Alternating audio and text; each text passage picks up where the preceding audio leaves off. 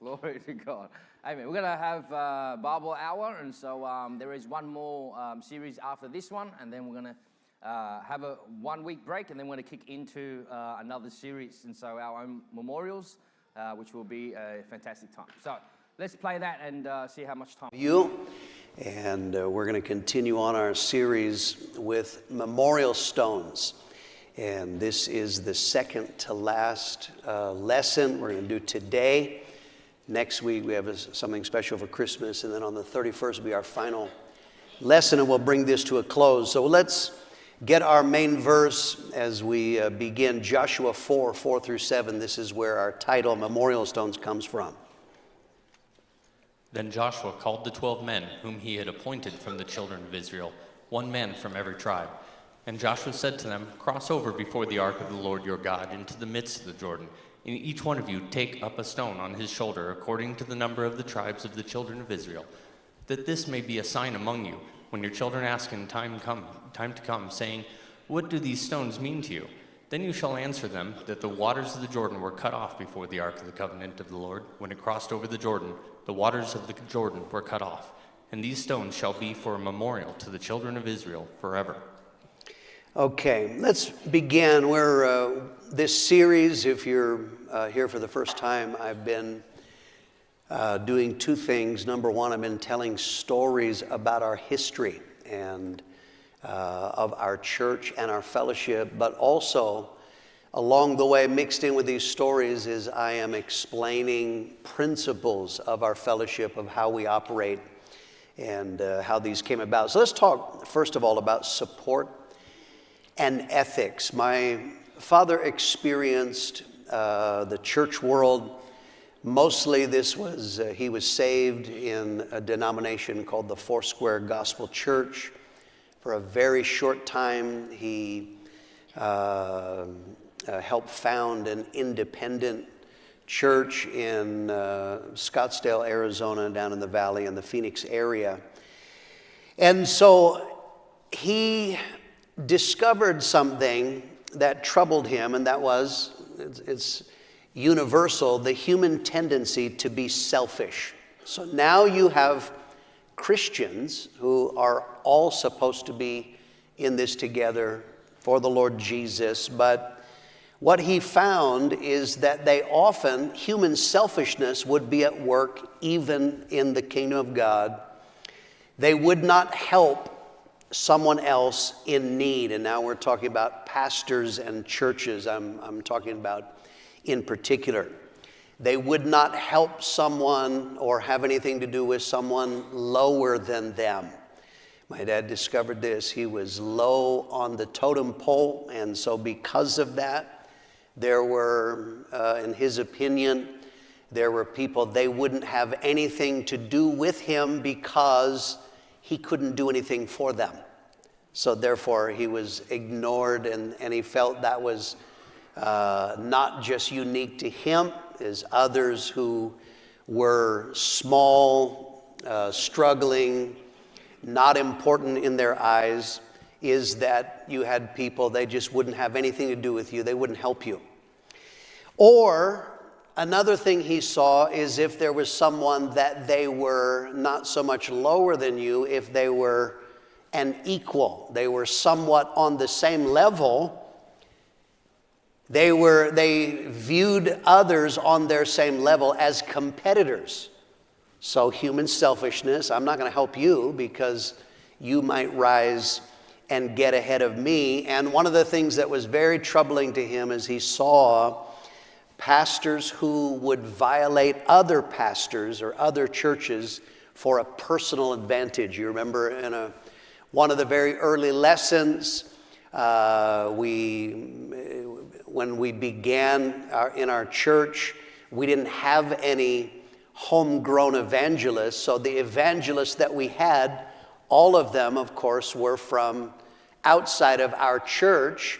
And remember, I told you a story. We had a man that he considered to be a friend and would invite to preach, is giving expression. And while the man is coming and preaching, he's also meeting people and showing them in the Old Testament a scripture about tithing to the priest and getting people. So think about this. He is invited. We're going to raise an offering and give it to him to support him. But he secretly is meeting with people and telling them, you send your tithe to me. So because that was the church world, is that probably this man had been raised in an atmosphere where they didn't take care of evangelists, and because he had a dishonest streak in himself, there's no excuse for it, but he probably got used to, you got to take care of yourself because they're not going to take care of you. So now God begins to bless our church, and we began to plant churches. And so my father saw the vision according to the Bible of the Bible plan of fellowship. Fellowship. We are a fellowship, not a denomination. And I repeat again so you understand this. A denomination is groups of people, groups of churches. What holds them together? Laws, bylaws, legal structure. You have to, according to the bylaws. But the Bible pattern is not a denomination held together by laws, but fellowship. Fellowship is people, pastors, churches, bound together or working together, not by laws, but by common cause. Philippians 1, verse 5. For your fellowship in the gospel from the first day until now.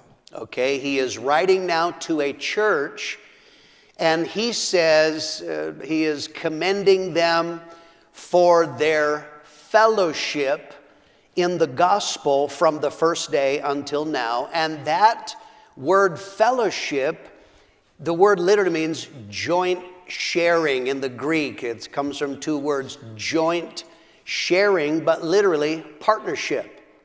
So he's writing now to a church, and he said, we are partners in the gospel. In other words, he's not writing saying you have to because the bylaws say so. He says you chose to partner. And that is what we are, is the idea of fellowship. 1 Thessalonians 3, verse 2. And sent Timothy, our brother and minister of God, and our fellow laborer in the gospel of Christ, to establish you and encourage you concerning your faith. Okay, now you see here in this, that word fellow is the same word fellowship. It has the same idea, joint. So he is our joint laborer, our co-laborer. In other words, he's saying, this is a man, he is another pastor, but I sent him to your church to establish you, encourage you in the faith. And so now Pastor Mitchell began to get this understanding how we should organize this growing group of churches. He was deliberately, I do not want to be a denomination, I want fellowship. So fellowship involves mutual benefits.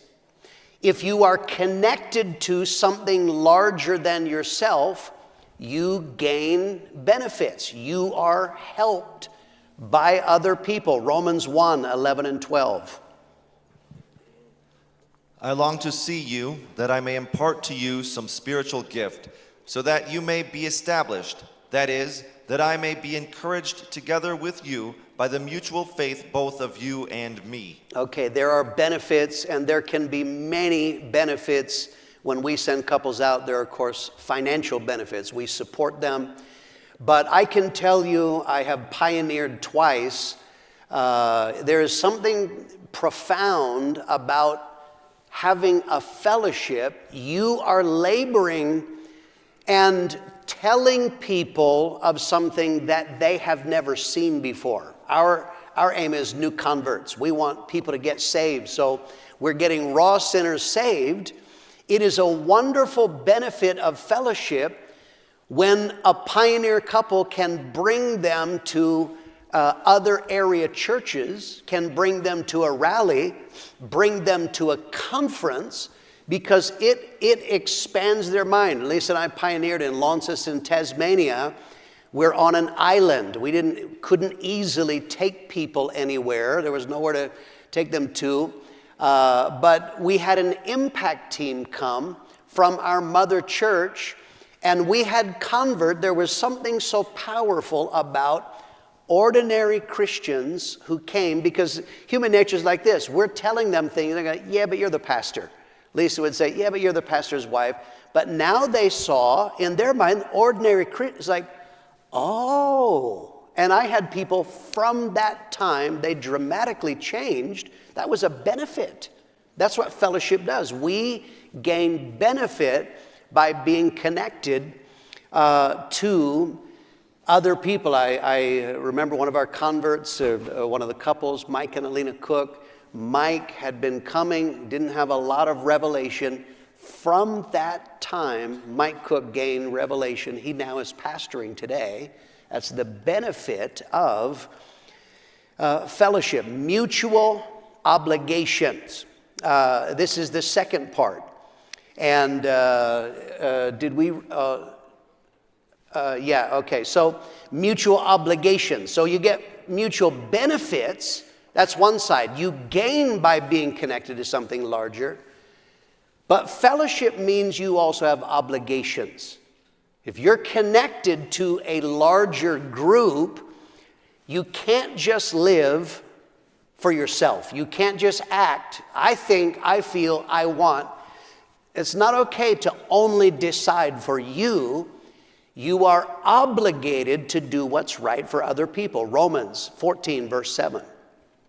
For none of us lives to himself, and no one dies to himself. Okay, this is just a Bible principle, is if you're a Christian, you don't just make decisions for you.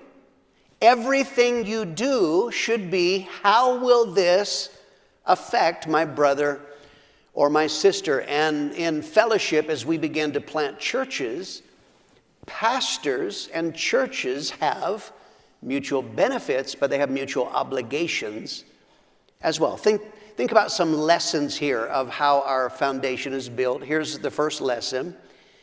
We are obligated to try and not harm our brothers and sisters or other churches. Okay, so now we have pastors. They're going to go start a church. They're going to begin to build. All right, you remember this. You are obligated to not hurt other churches, your other fellow pastors or brothers and sisters. This can be many, many things. Let's just hit a few of them. In a larger city, one of the things is in larger cities, we plant multiple churches. And so we learn something over time is in a larger city, you're going to open a church. Don't open a church on top of your brother.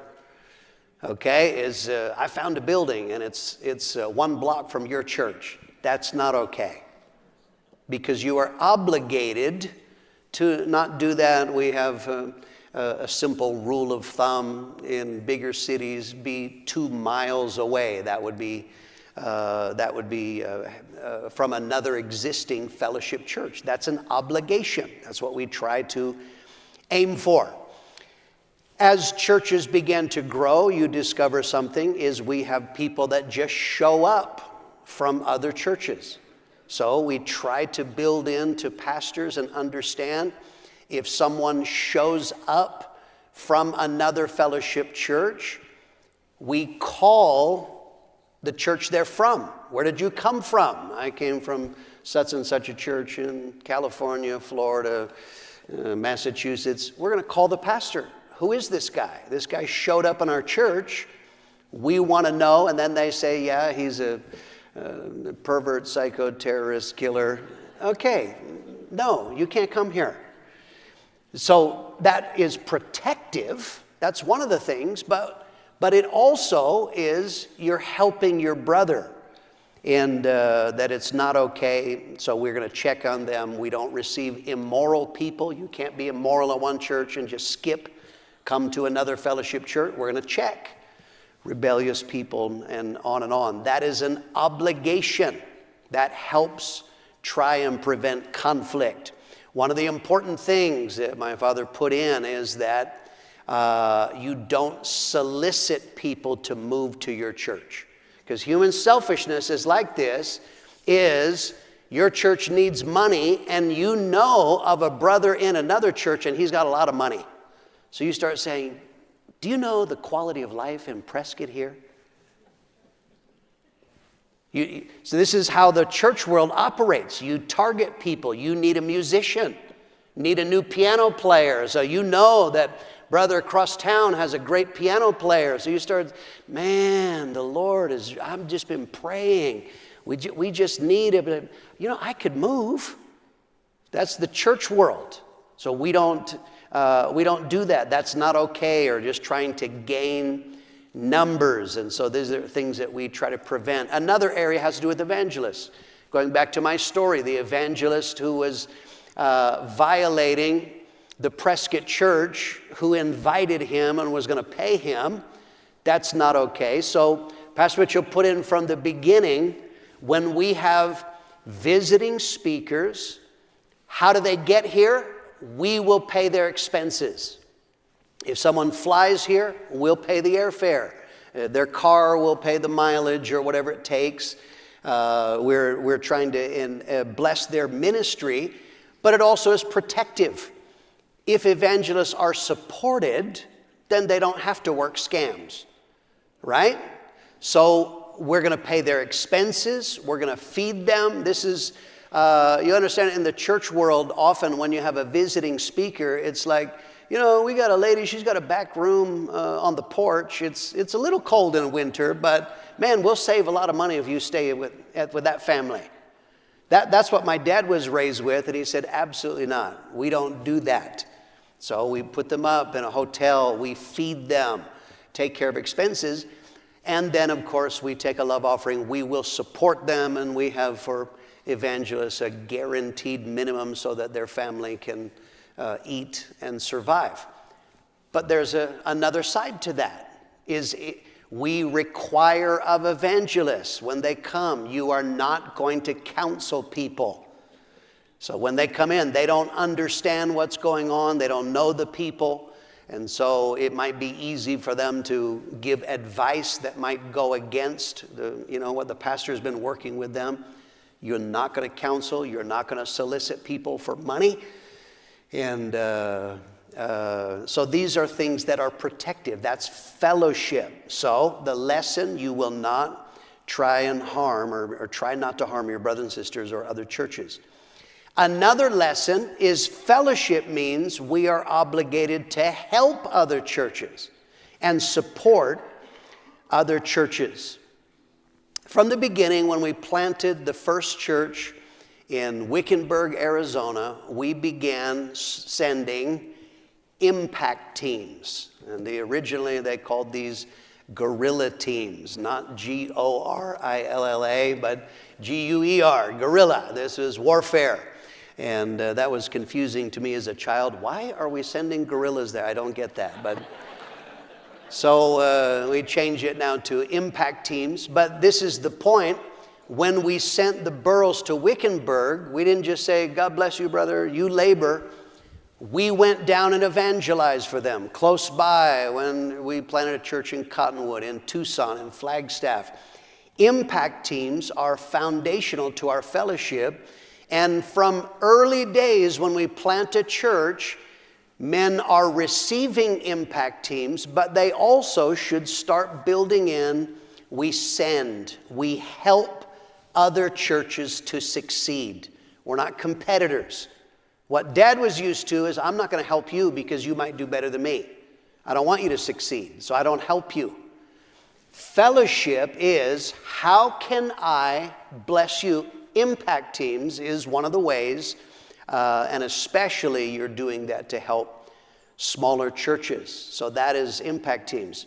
Support of area-wide events. One of the things as churches begin to grow, we have events that are not just for a church, for an area, a rally, a pioneer rally, or different kinds of rallies. And so we support those, and that is an expectation. If you are in an area, when we send a church to an area, you are going to support. You're not just going to go and do your own thing and be asking for benefits. You come help me.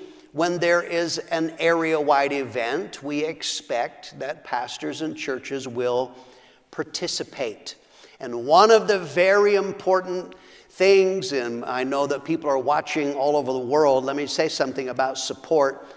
In our fellowship, you don't just support your own tribe.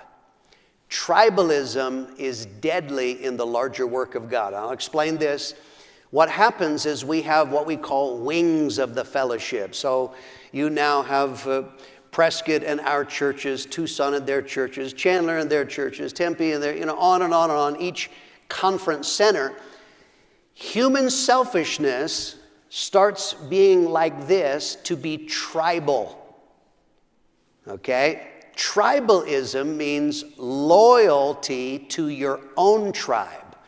And by tribe now, I'm not talking about natives, I'm talking about churches, wings of the fellowship. So tribalism is ugly, and Christians do this. This is something we can survive. We've survived rebellion. We will not survive tribalism if you practice this. So what happens is people in their tribe, they're suspicious of everybody else who's not from their tribe. The only good ones are my people, right? If we're from Prescott, I'm suspicious of everybody else except for from Prescott. This is what happens. The only ones who are good, you're only good if you're from Chandler, Tempe, Tucson, San Antonio, El Paso, wherever it is around the world. That is disgusting. We are in this together. And so suspicion, there are people that refuse to ever participate, ever help any other tribe. I won't help you. You're not from my wing of the fellowship. That's disgusting. And that is not okay. So we have people that are doing this. They don't mind receiving benefit, but they will never participate. They isolate their people. They can be in an area where there are many other wings of the fellowship, but they will never attend. They keep their people from attending.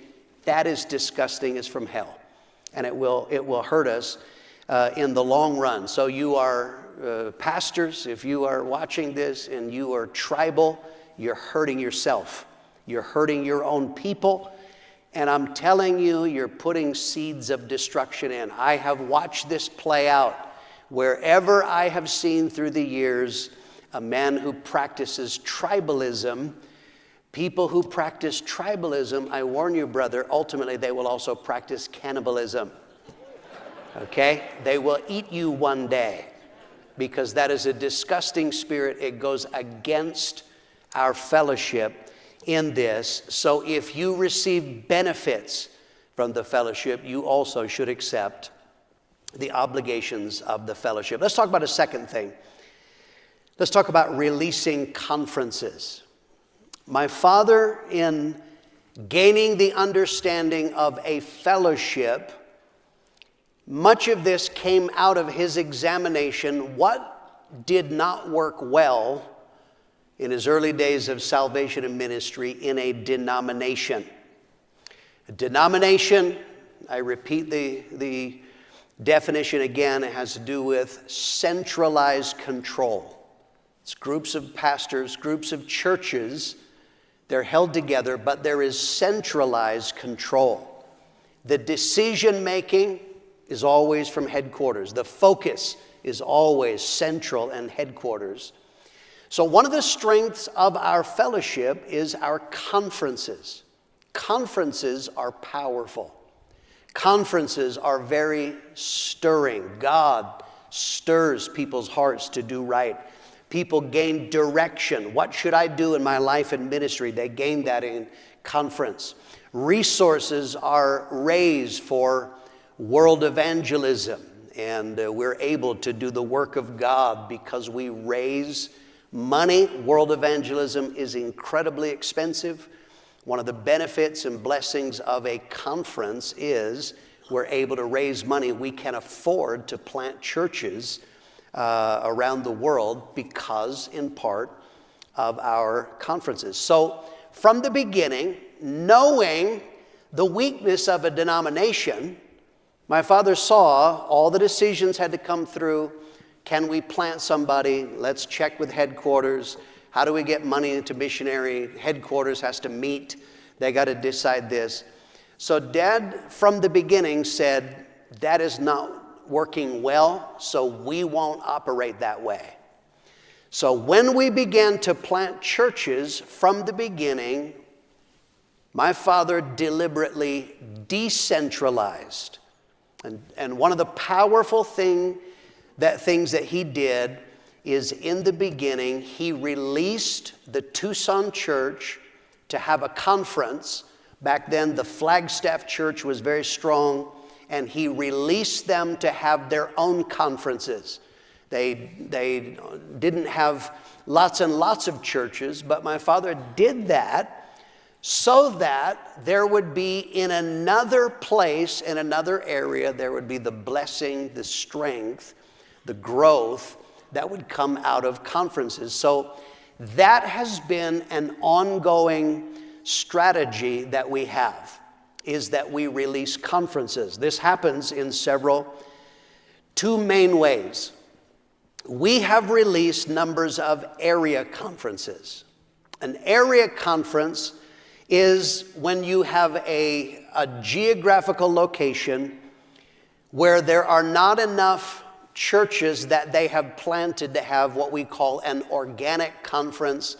Organic is homegrown. We say you can become a conference when you have planted 25 churches, or you have planted and your men have planted a total of 25 churches.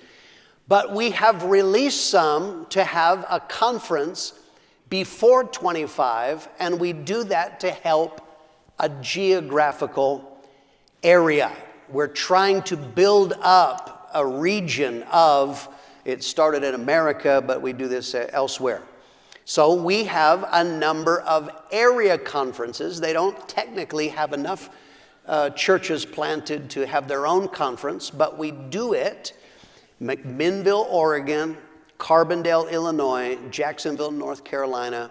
We released originally to help that area of the United States. That is also true internationally.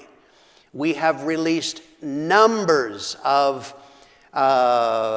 churches internationally. Perth, West Australia, and these were ones that originally were area churches. Perth, West Australia, Nogales, Sonora, Mexico, Zwolle in Holland, Waltham Forest in the UK, Nairobi, Kenya, Guangzhou, China, Eldorado Park, South Africa, Cape Cod, Massachusetts, Chilliwack, Canada, Toronto, Canada, Coxtown, India, Brasov, Romania, Suva in the Fiji Islands, Buenos Aires, Argentina, Kampala, Uganda, Vologda in Russia, Davao City, Philippines, Lagos, Nigeria, Footscray in Australia, Lusaka, Zambia, Sydney in Australia, Port Moresby in Papua New Guinea, Guatemala City in Guatemala.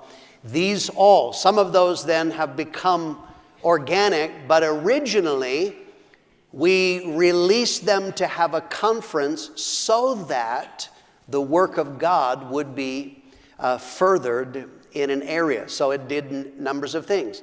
It helped more people to be exposed to conference. It would be impossible when we planted the church in Perth if the only conference option was Prescott. Perth is a long way away. It takes, dear Lord, it takes more than a day to get there. And just because of cost, there would be very few that we would have ever had come to conference here.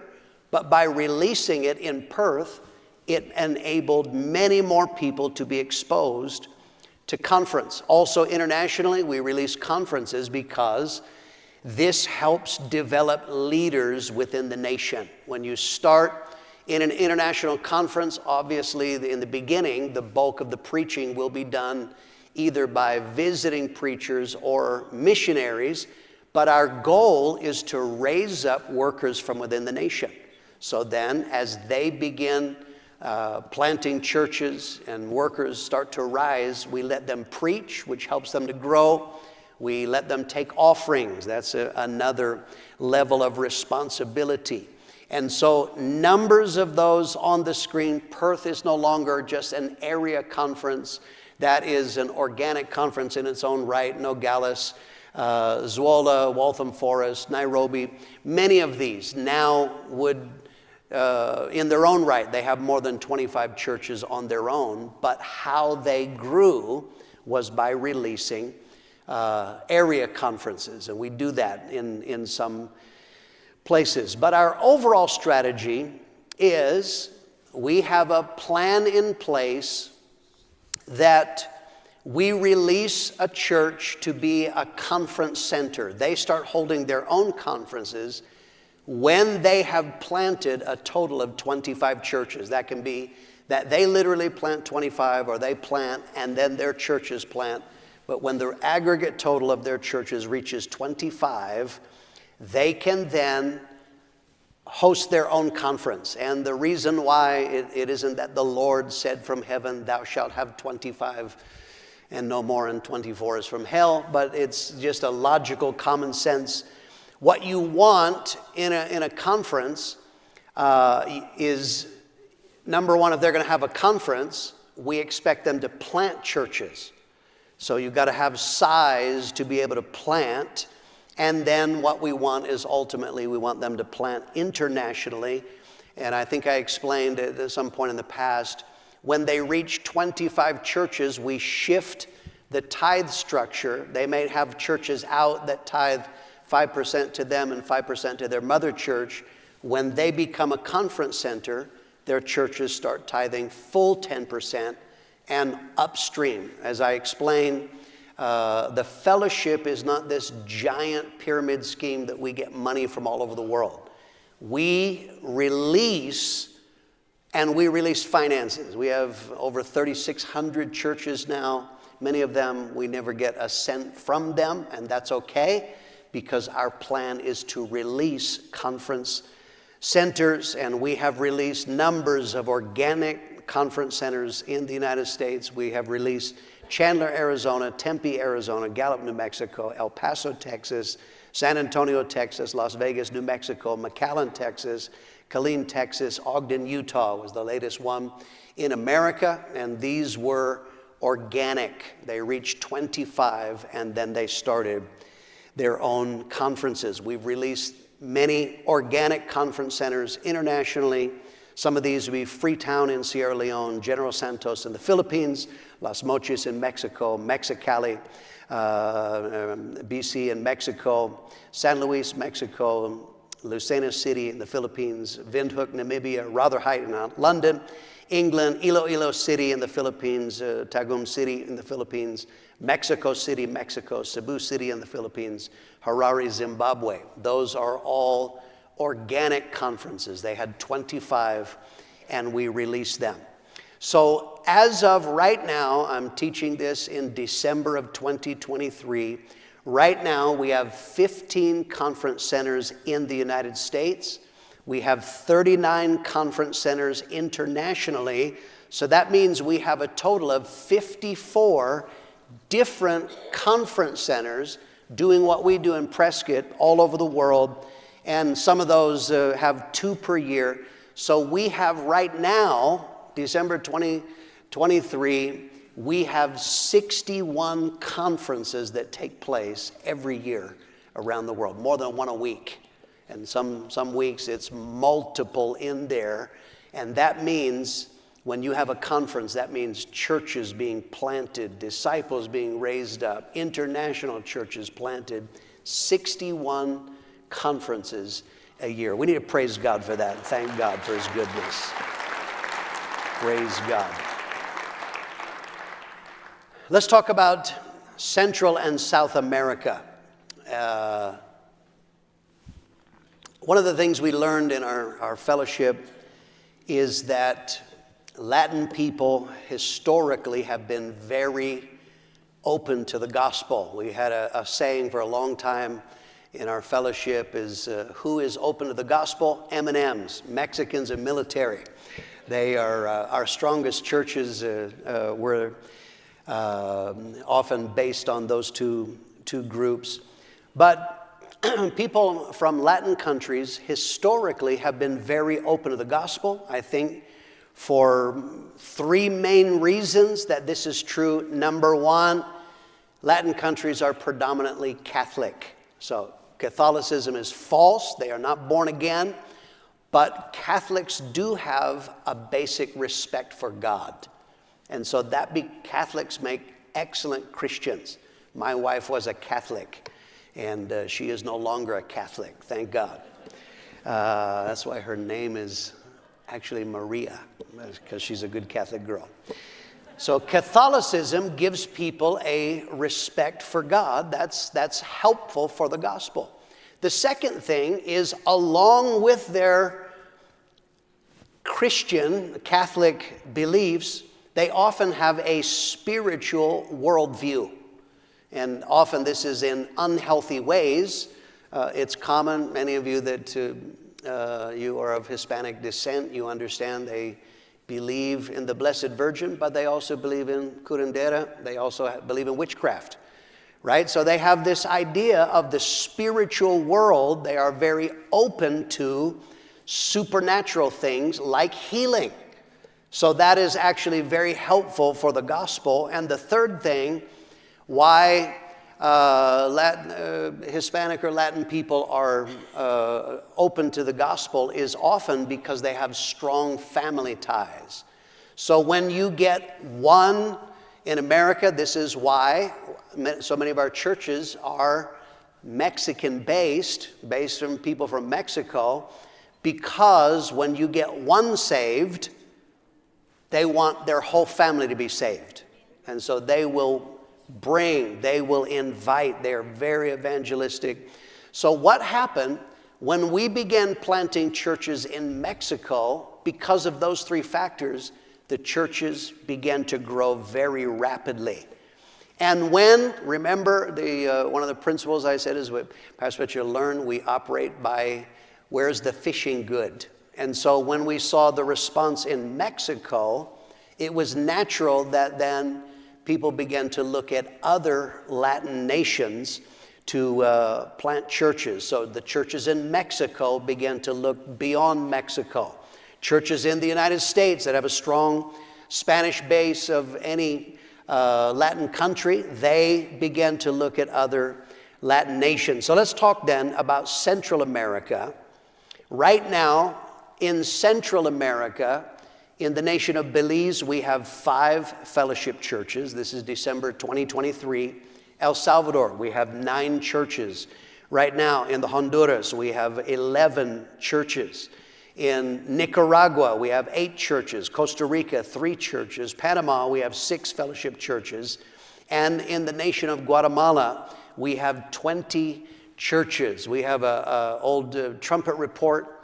Show this is in Frank and Lucy Amato from our church. We sent them to Guatemala City, Guatemala. And this is an early report as they're beginning to build a work in Guatemala City. Then when the Amatos left, they nationalized it and turned it over. The leaders of Guatemala right now are Toniel and Violeta Rodriguez. This is me with them, I think 2 years ago when I went to preach in the conference. I love Guatemalan people. I feel powerful and tall in Guatemala. I challenge them all to basketball, so it was great. I want to show you a video. This is in the conference. I went there in December of 21, and here is the wonderful work that God is doing there, laboring with the same spirit and seeing a work for God. The Amatos did a wonderful work there, and that has continued to go on. So Central America, we have numbers of churches. Thanks. Let's move on. South America. Now begin to move beyond Central America.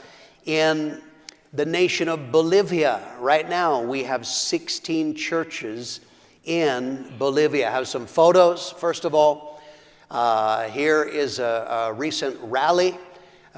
This is in Bolivia, William Ortiz Church, and as they're building a work for God, 16 churches there. That's Pastor Lamb in the center. He's the one who sent William Ortiz from his church in Las Vegas. But that work is going on. Have a video as well of this. This is in the rally. And one of the amazing things, and also up in the balcony here, and if I remember right now he is busy expanding in a new building to do that. One of the incredible things, many of you will never travel, you know that I travel extensively, is to go to a place they're not singing in English, they're not praising in English. I have no idea what it is, but you can feel their spirit. And it is the exact same spirit that we would feel in our conference. They have the same heart, the same vision. They are reproducing the vision in a completely other nation. In the nation of Brazil, we currently have 7 churches. In Chile, we have 4 churches. In Colombia, we have 15 churches. We support several churches in Colombia. We have photos. These are various churches in Colombia. This is Felipe Segovia, who just nationalized it, but this is the work that he was building there in Cali, Colombia. Then in the nation, is there other photos or no? Oh yeah, this is also in Colombia. This is Ben Lopez, Ben and Magali Lopez. They're laboring in Colombia as well. I think that's all the photos. Is there another one, or that's the last one? I think. No, more photos. These are brothers. The next one, yeah, that's fine. And this brother is from El Paso, is also laboring in the nation of Colombia. In Ecuador, we have 13 churches. In French Guiana, that is technically part of South America, French speaking, we have 1 church. In the nation of Guyana, we have 5 churches. In Paraguay, we have 1 church. Suriname, 7 churches. Venezuela, 4 churches. Uruguay, we have 2 churches in Uruguay. I have some photos of Uruguay. This is making sure this is the right one. Yes, this is Leo Cespedes in the nation of Uruguay, that he's building a work for God in that nation. In Peru, we have 16 churches. Peru right now is very, very responsive. Move on to the photos from Peru. And this is now the work in the capital, that they're having conference and having rallies in this. I think there's another page of photos, if I remember right. Nope, pull that one back. Okay, so in Peru, we currently have 16 churches, and they're doing very, very well. It's growing rapidly. The nation of Argentina, Tucson actually planted the first church into Buenos Aires, Argentina. From Prescott, we planted 3 churches. Jacksonville, North Carolina planted a church. Spain has a church there. Mexico has planted churches there. And in the early days, there was waves of revival. And so when, right about the time that Tucson started planting, and Australia planted as well into, I think they planted 2 into Argentina. It just happened to coincide that there was a national revival. Something very powerful was happening in the nation of Argentina. And so the response was very powerful. I have photos here. This is from the trumpet. And you see this is a couple, Kim Pensinger, Kim and Josie, in Buenos Aires, Argentina. And initially, tremendous response. Australia planted the Zapatas into a city called Rosario in Argentina. And the response was initially tremendous in Argentina. But then there came problems in the nation. They had conflicts between pastors and churches. You had men that made foolish decisions. There were character issues. There were all kinds of problems of various kinds. And so what happened is that response initially, it changed. I think these are early days. This is in Rosario when I'm preaching there. And just was a tremendous response, some incredible miracles back in the day. But the response changed. And so what happened is that it was no longer in an atmosphere of revival. And the majority of the churches in Argentina for quite some time, they struggled. They were not doing well. They were struggling very much. So here's a lesson that I want to give you, and it has to do with the power of leadership. A Bible principle has to do with leadership. God chooses men. The work is all God, but God has leaders, and leaders in many ways can hinder the work of God, or they can release the work of God. Joshua 1, verse 6.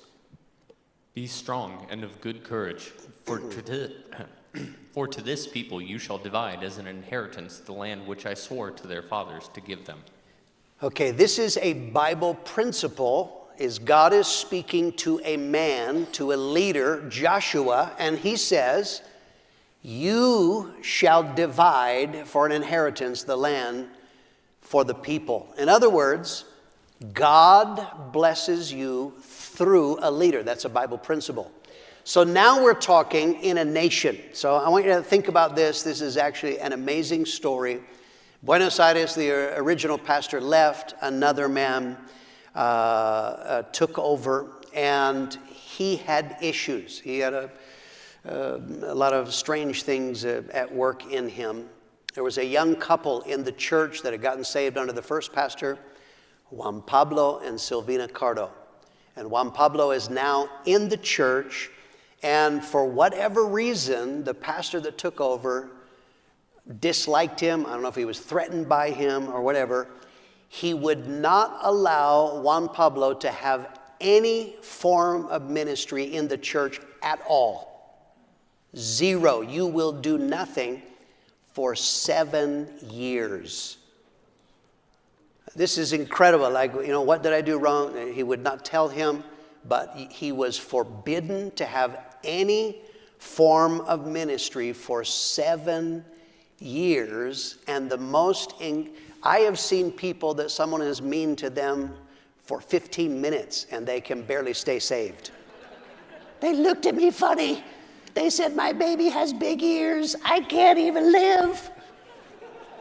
7 years he stayed in the church. He didn't leave.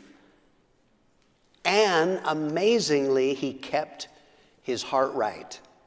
And so finally, that man, but Harold Warner, the pastor of Tucson, made a change, and he asked Juan Pablo to become the pastor of the church in Buenos Aires. So immediately when he came, I don't know if this was in a Tucson conference or in Prescott, I think it was maybe a Prescott conference he came to Pastor Mitchell, and he said, Pastor Mitchell, I have now taken over in Argentina. He said, you know the many problems that we've had in the nation. He said, what can I do? What steps can I take to help the nation of Argentina? And my father told him, you have to bring leadership to come preach, because leaders have a different dimension, and that will also bring you growth. So he said, okay, but the problem was many leaders knew of the problems. They weren't excited about going to Argentina.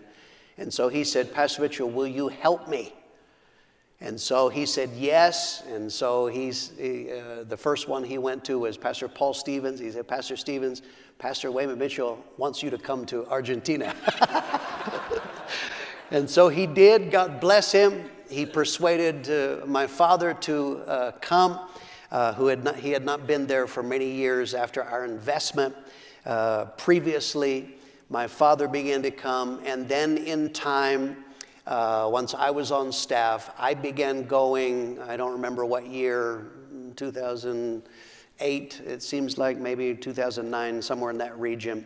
But I began to come, and now I go there every year. One of the things that I do is that I do sermon workshops. I teach pastors how to put together sermons, how to find revelation, how to preach. This was the last one. I think there we had 58 or 60. There were somewhere about 60 pastors from Argentina, even South American nations that are there. That has been very, very powerful. Juan Pablo says that has been very, very helpful in the nation. We have their next photo.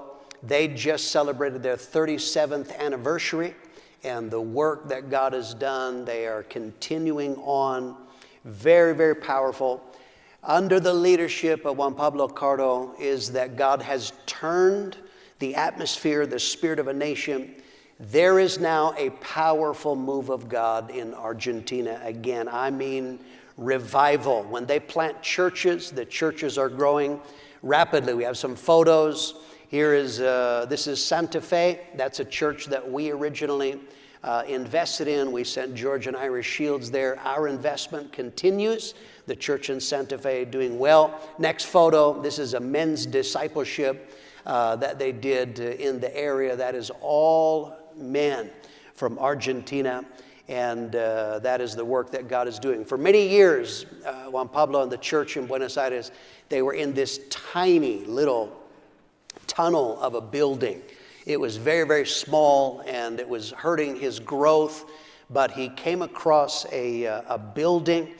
The building they were able to get, God helped them supernaturally. This building, they have 3 floors, and on each floor they can seat 400 people. I have a video of this building. This is a rally that I preached just this year when I was there. This is just the bottom floor that were here. There were 400 on the bottom floor, and there were, I'm pulling this from memory, it seems like they had another 300 on the second floor watching on video as well. And I'm telling you, the work in Argentina, it is powering on. They have been planting churches. We have a photo from their last conference that was just all of these couples along the front.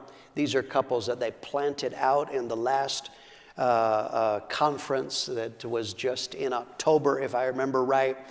As of right now, there are 58 churches in Argentina, December 2023, and they have planted